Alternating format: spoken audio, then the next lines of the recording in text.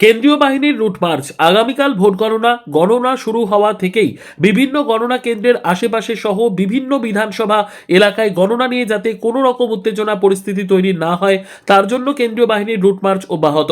হিঙ্গলগঞ্জের বিভিন্ন এলাকায় সকাল থেকে চোখে পড়ল কেন্দ্রীয় বাহিনীর রুট মার্চ।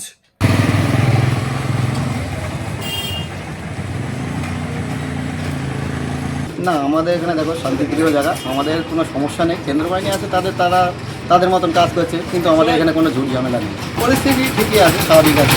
এটা বাংলাদেশ শান্তিশিষ্ট আছে, কোনো শান্তি শৃঙ্খলায় আছে। মাহবুব আলম, বাইলানি বাজার।